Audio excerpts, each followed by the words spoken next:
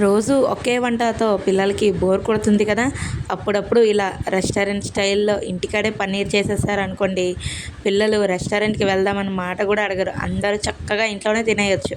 So welcome to Anu foods. నేను మీ అనుష. నా ఛానల్ని ఫస్ట్ టైం చూసినట్టయితే ప్లీజ్ సబ్స్క్రైబ్. ముందుగా పన్నీర్ని తీసేసుకొని ఇలా చిన్న చిన్న పీసెస్గా అయితే కట్ చేసేసుకోవాలన్నమాట.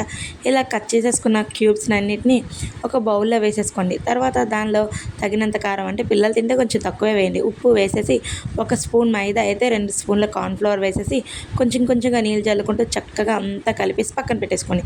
తర్వాత ఇలా ఒక కడాయి పెట్టేసుకొని ఆయిల్ హీట్ ఎక్కిన తర్వాత ముక్కలన్నిటిని చాలా చక్కగా ఫ్రై చేసుకోవాలి. చూసారు కదా, గోల్డెన్ బ్రౌన్ కలర్ వచ్చేంత వరకు వేయించుకొని తర్వాత పక్క తీస్తేనే ముక్కలు చాలా చక్కగా ఉడుకుతాయి అన్నమాట.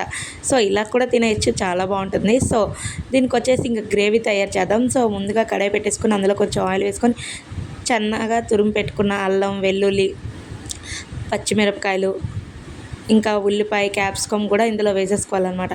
సో మీరు ఇంకేమైనా వేసుకోవాలన్నా కూడా వేసేసుకోవచ్చు. కొంచెం లైట్గా సాల్ట్ వేసుకొని కొంచెం అల్లం వెల్లుల్లి పేస్ట్ కూడా వేసుకొని బాగా ఫ్రై అయిన తర్వాత ఇందులో టమాటా సాసు, వెనిగర్, సోయా సాస్ కూడా వేసేసుకొని చక్కగా కలిపేసుకొని, అది వేగేలోపు ఒక స్పూన్ కార్న్ఫ్లోర్ తీసుకొని అందులో కొంచెం వాటర్ వేసేసుకొని ఇలా ఆ వాటర్ని కూడా వేసేసుకుంటే థిక్గా ఉంటుందన్నమాట పేస్ట్లా.